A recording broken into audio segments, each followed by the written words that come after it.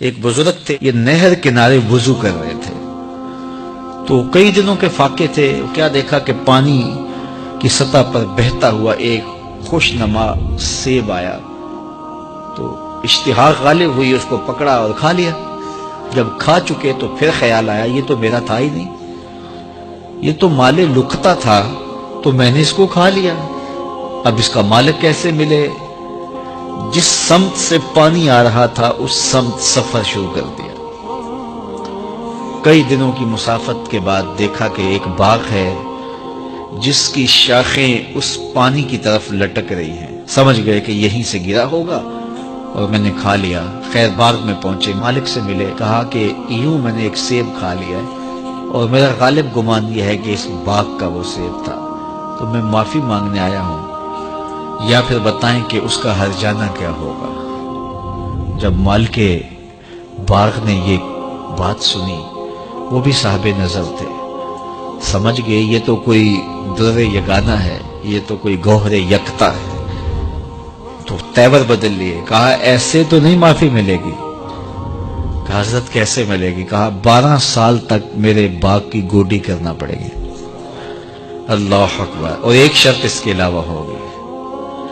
کہا ٹھیک ہے، میری غلطی تو معاف ہو جائے گی نا۔ 12 سال تک باغ کی گوڈی کرتے رہے۔ ایک دن فرمانے لگے وہ صاحب باغ جو تھے کہ سیب توڑ کے لاؤ، مہمان آئے ہیں۔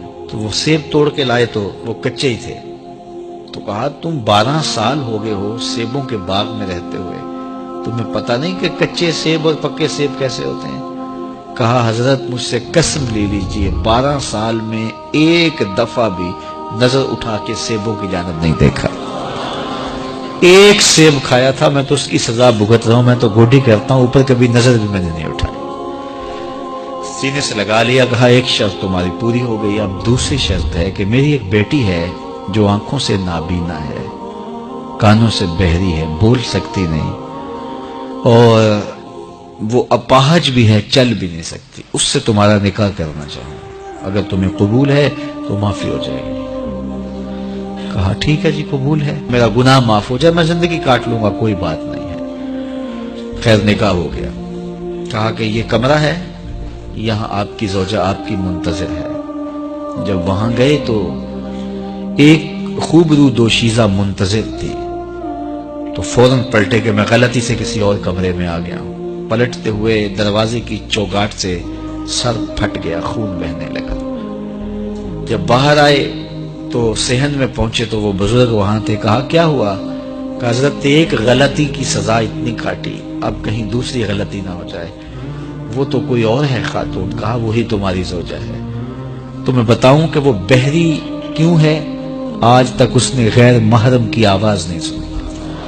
تو میں بتاؤں کہ وہ بول کیوں نہیں سکتی؟ آج تک اس نے غیر محرم سے کلام نہیں کیا۔ اندھی اس طرح ہے، آج تک اس نے غیر محرم کو نہیں دیکھا، اور اپاہج اس طرح ہے، چل کے کبھی گھر کی دہلیز سے گئی نہیں ہے۔ تو اس خاتون کا جب نکاح ہوا اور پھر ان سے اللہ نے ان کو ایک بچہ دیا جس کا نام ہے الشیخ عبد القادر جیلانی۔ جب ماں باپ اس طرح کے ہوں تو بیٹے اس طرح کے ہی ہوتے ہیں۔ باپ کا لقمہ پاک اور ماں اپنی آبرو کی کیسی محافظہ، پھر در یگانہ اور گوہر یکتا جو پیدا ہوتا ہے وہ دین کی احیاء کرنے والا ہے، دین کی مردہ قدروں کو نئی زندگی دینے والا ہے۔ حضرت ملا علی قاری لکھتے ہیں کہ حضور غوث اعظم جب مجلس واعظ کرنے بیٹھتے تو 70 ہزار کا اجتماع آپ کے مجمع میں ہوتا، اور عمومی طور پہ اللہ کی رحمتوں کے حوالے سے بات کرتے، اور جس دن آپ اللہ کے قہر، غضب اور جلال کی بات کرتے کئی جنازے اٹھتے۔ یہ آپ کی گفتگو کے اندر عصر کا رنگ اور شیرینی تھی۔ اللہ اکبر۔ تو باپ دیکھیے کہ رزق کے معاملے میں کتنا محتاط ہے، اور ماں دیکھیے اپنی عصمت کی کتنی حفاظت کرنے والی ہے۔ مائیں بچوں کی تربیت کرتی ہیں، ماؤں کے ذریعے سے پاکیزہ صفت بچے جنم لیتے ہیں، تو لہٰذا ماؤں کو اچھی تربیت کا حامل ہونا چاہیے تاکہ وہ آگے اچھی تربیت خود کر سکے۔